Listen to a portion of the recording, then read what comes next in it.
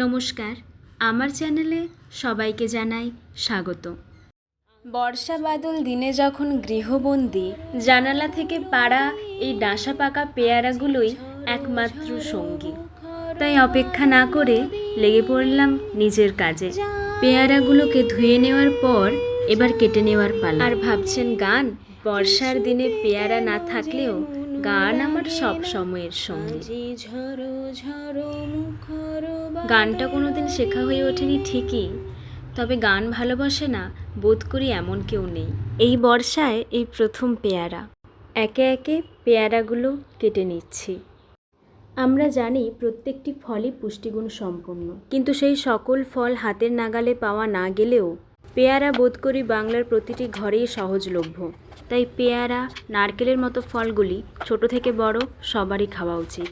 তো চলুন তাড়াতাড়ি সব পেয়ারাগুলো কেটে নেওয়া যাক।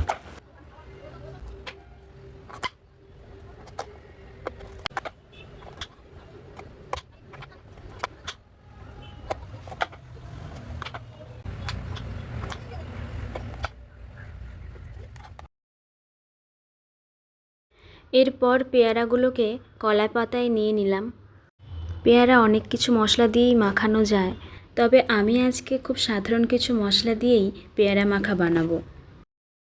আমার মনে হয় ফল জিনিসটা এমনিই সুস্বাদু, তাতে মশলা দিয়ে অতিরঞ্জিত না করলেও চলে। আসলে বাড়িতে কাঁচা লঙ্কা খুঁজে পেলাম না, হয়তো ফুরিয়ে গেছে। তাই তো পেয়ারা মাখার জন্য একটা শুকনো লঙ্কা পুড়িয়ে নেব, তাতে অল্প পরিমাণে লবণ দিয়ে ভেঙে নিতে হবে। এবার চলুন একে একে ঘরোয়া কিছু উপকরণ দিয়ে দেওয়া যাক। প্রথমেই দিয়ে দিচ্ছি পরিমাণ মতো বিট লবণ, দিয়ে দিচ্ছি চাট মশলা আর অল্প পরিমাণে সরিষার তেল। এখন উপকরণগুলি দিয়ে ভালো মতো মাখিয়ে নিতে হবে। আর হ্যাঁ, পেয়ারাটা যথেষ্ট মিষ্টি, তাই আমি চিনি দিলাম না। বর্ষার দিনে কলা পাতার মোড়কে পেয়ারা মাখা, আর কি চাই বলুন তো? এই তো তৈরি হয়ে গেল গ্রাম বাংলার অন্যতম একটি সেরা খাবার।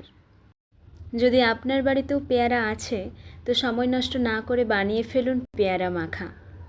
আজকের মতো বিদায়, দেখা হচ্ছে নতুন আরও একটি ভিন্ন স্বাদের খাবারের সাথে। ততক্ষণে আমি পাখির কিচিরমিচির বকবকানির সাথে উপভোগ করি পেয়ারা মাখা।